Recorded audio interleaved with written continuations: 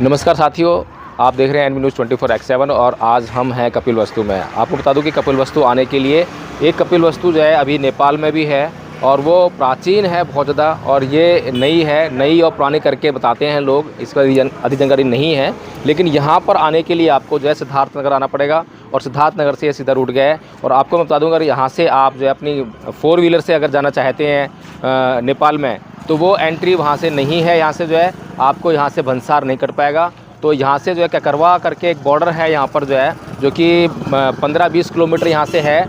वहाँ से आपका भंसार कटेगा और वहाँ से आप जो है 4 व्हीलर से आप एंट्री कर सकते हैं। हम लोग बॉर्डर से होकर आए हैं, हमारा 4 व्हीलर था, तो वहाँ से मना कर दिया कि यहाँ से जो है 4 व्हीलर नहीं जा सकता। इसीलिए अब हमें वापस जो है ककरवा बॉर्डर होकर जाना पड़ेगा। और अभी ये स्थान जो है कपिलवस्तु, जहाँ पर कि लुम्बिनी, जो कि सिद्धार्थ गौतम की जो है जन्मस्थली है, जहाँ पर सिद्धार्थ गौतम का जन्म हुआ।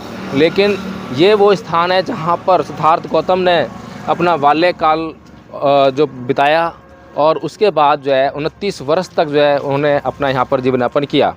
और 29 वर्ष की अवस्था में महाभिष्क्रमण हुआ, यानी कि सिद्धार्थ गौतम ने 29 वर्ष की अवस्था में गृह त्याग किया। और गृह त्याग करने के बाद आपको पता ही है कि वो बोध गया गए और बोध गया में उन्होंने ज्ञान प्राप्त किया। प्राचीन कपिलवस्तु के रूप में पहचाने गए पिपरवा नामक इस स्थल का बौद्ध धर्म के इतिहास में अत्यंत महत्वपूर्ण स्थान है। बौद्ध साहित्य में कपिलवस्तु का उल्लेख बुद्ध के गृह नगर तथा शाक्य गणराज्य की राजधानी के रूप में मिलता है। 6ठी शताब्दी ईसा पूर्व में बुद्ध के पिता शतुधन शाक्य गणराज्य के प्रमुख थे। इस नगर में भगवान बुद्ध ने राजकुमार सिद्धार्थ के रूप में अपना बाल्यकाल व्यतीत किया था। उन्होंने 29 वर्ष के युवावस्था में अपनी पत्नी, पुत्र तथा सभी राजसी वैभव को त्याग कर सत्य व मोक्ष की खोज में गृह त्याग किया, जिसे बौद्ध साहित्य में महाभिनिष्क्रमण कहा गया है। बुद्ध के महापरिनिर्वाण के उपरांत उनके अस्थि अवशेषों का एक भाग शाक्यों ने प्राप्त कर कपिलवस्तु में एक स्तूप स्थापित किया। यहाँ से प्राप्त प्राचीनतम धातु मंजूषा पर उत्कीर्ण ब्रह्मलिपि के अभिलेख से ज्ञात होता है कि इस स्थल पर शाक्य मुनि के देहावशेषों के ऊपर स्तूप का निर्माण किया गया था। चीनी यात्री फाहियान के यात्रा वृत्तांत से ज्ञात होता है कि 4ठी सदी ईस्वी में यह स्थल उजाड़ हो चुका था तथा कुछ भिक्षु व लगभग 10 साधारण परिवारों के लोग यहाँ रह रहे थे। एक अन्य चीनी यात्री हिनसुआंग लगभग 629 ईस्वी ने भी कपिलवस्तु का विवरण कुछ इसी प्रकार में दिया है। इस स्तूप के चारों ओर उत्खनन के परिणाम स्वरूप अनेक प्राचीन बौद्ध महाविहारों, स्तूपों एवं अन्य संरचनाओं के अवशेष प्रकाश में आए हैं।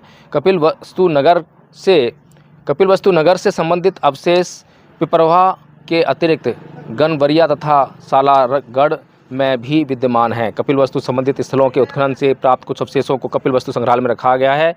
इनमें मुद्रा एवं मुद्रांक, मिट्टी के खिलौने, मनके, चूड़ियाँ, मिट्टी के बर्तन, बाणाग्र, अंजल सलाकाएँ आदि प्रमुख हैं। तो आप देख सकते हैं कि कितना प्राचीनतम महत्व का यह स्थल है, ऐतिहासिक है। और आप देख सकते हैं कि हम लोग हवा में बात नहीं कर रहे हैं, बल्कि ASI का बोर्ड भी लगा हुआ है। यह प्राचीन स्मारक एवं पुरातत्विक स्थल व अवशेष अधिनियम 1958 संस्मारक एवं पुरातत्व, यानी कि ASI का बोर्ड है। ये कुल मिलाकर कहने की चीज़ ये है कि ये बनाई गई चीज़ नहीं है, ज़मीन से खुदाई में या फिर उजाड़ हो चुकी जो कि ट्रेसेबल नहीं थी। कुछ समय तक जो है लोग जानते नहीं थे, लोग भूल चुके थे। लेकिन फाहियान और ह्वेनसांग जो चीनी यात्री भारत आए, उन्होंने अपनी यात्रा का वृत्तांत लिख छोड़ा। उस यात्रा के वृत्तांत को पढ़कर जो है बाद में जब ये चीज़ें, ये नगर और ये स्थल जब ट्रेस किए गए, तो यहाँ पर जो है ये सब जो है आप देख रहे हैं, जो ये अस्तित्व में आया। तो आप इस तरह से देख सकते हैं कि ये सब जो है, और इसी के नज़दीक में जो है पुराने वाला भी है।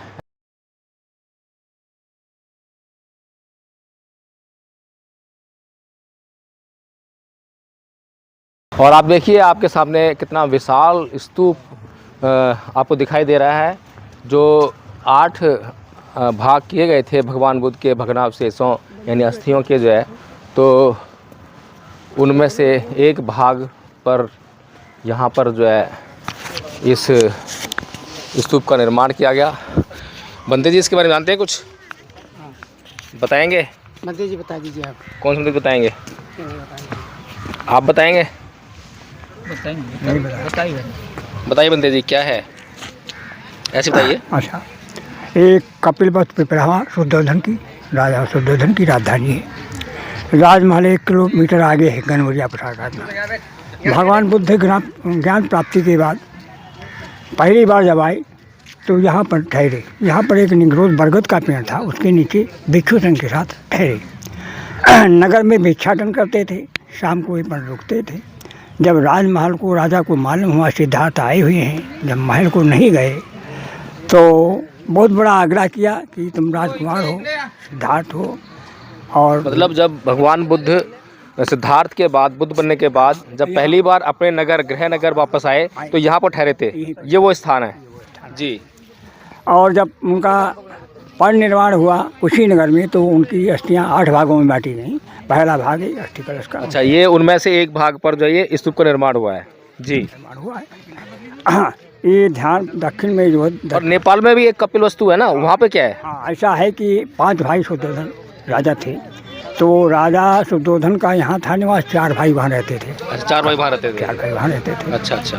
तब ये भारत तो नेपाल नहीं था, ये जम्बूद्वीप था। ये पूरा कपिलवस्तु हिमालय तक, पर्वत तक था जी। हाँ, बाद में इसका बंटवारा हुआ तो वो 4 भाई वहाँ रहते थे, ये यहाँ पर रहते थे। हाँ, वो 29 वर्ष तक वहाँ पर रहे राजमहल, गनवरिया प्रसाद राजमहल 29 वर्ष। तो ये जो है भारत के अंदर आता है और ये भारत सरकार के द्वारा जो है यहाँ पर इसकी देखरेख होती है जी। ASI के द्वारा जो है ये सब होता है यहाँ पर जो है। वो जो कपिल वस्तु है वो कितनी दूर है यहाँ से? वो 12 किलोमीटर होगा, 12-13। 10-12 किलोमीटर दूर है जी। यहाँ पर जो है बैठे हैं तो उद्देश्य क्या है बैठने का? उद्देश्य हम लोग बैठते हैं यहाँ जो है पूजा वंदना करते हैं, और जिसको जो श्रद्धा होता है वो दान दक्षिणा देता है। तो आपने चीवर पहन रखा है, चीवर के ऊपर जैकेट पहन सकते हैं क्या?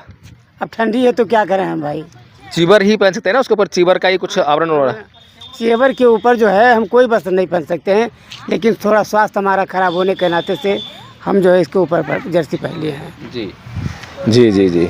तो यहाँ पर जो है जो पूजा वंदना करवाने के लिए, जैसे कि हिंदू मंदिर जो होते हैं वहाँ पर आपको जो है मठ, मठाधीश, पुजारी ये सब मिलेंगे और उनका काम जिस प्रकार होता है कि पूजा अर्चना करवाना, उसी प्रकार से यहाँ पर भी एक प्रक्रिया शुरू कर दी गई है कि यहाँ पर भी जो लोग श्रद्धालु हैं, जो भगवान बुद्ध के धम्म में श्रद्धा रखते हैं, विश्वास रखते हैं, आस्था रखते हैं, तो उनकी श्रद्धा, आस्था और विश्वास को किस प्रकार से जो है भुनाया जाए, ये भी यहाँ पर शुरू हो चुका है। तो यहाँ पर जो पूजा अर्चना होती है भंते जी करवाते हैं। अब भंते लोगों का काम जो है पूजा अर्चना करवाना नहीं है, बल्कि भंते लोगों का काम है देशना करना। और इस तरह से जो है जो काम, मुख्य काम जो भंते जी का था वो छूट गया है। और यहाँ पर जो आप भंते जी को देख रहे हैं बैठे हुए, ये सब काम जो है इनका नहीं है। तो भिक्षा पात्र में, जो कि भिक्षा पात्र है जिसके भीतर भोजन आना चाहिए था, अब उसके भीतर दान आता है, धन आता है। तो ये जो व्यवस्था है भगवान बुद्ध के धम्म को प्रचारित और प्रसारित करने की, वो कहीं ना कहीं अब जो है बिल्कुल बहुत ही बुरी हालत में है। लेकिन फिर भी बहुत से लोग, बहुत से भिक्खु अभी भी मानने प्रयास कर रहे हैं और हम उनको साधुवाद करते हैं कि भारत में जो है पुनः बुद्ध का धम्म फैले। तो आप देख सकते हैं कि खुदाई में कितना विशाल ये जो संरचना है आपको दिखाई दे रही होगी, ईंटों की बनी हुई है। और ये जिस रूप में मिली थी ये उस रूप में नहीं है, उसके बाद इसको सजाया गया है, संवारा गया है, इसके ऊपर जो है सीमेंट भी लगाया गया है। तो उसके बाद जो है इसको संरक्षित करने का काम किया गया है और ASI के द्वारा ये संरक्षित स्थान भी घोषित किया गया है। और अब यहाँ पर जो है इसके लगभग 100-200 मीटर के आसपास जो है कोई भी निर्माण कार्य नहीं हो सकता है, ऐसा जो है ASI हर एक बोर्ड में अपने लिखता है। लेकिन फिर भी उसके बावजूद भी जो है हम देखते हैं कि कुछ लोग जो हैं इन पर अतिक्रमण करते हैं।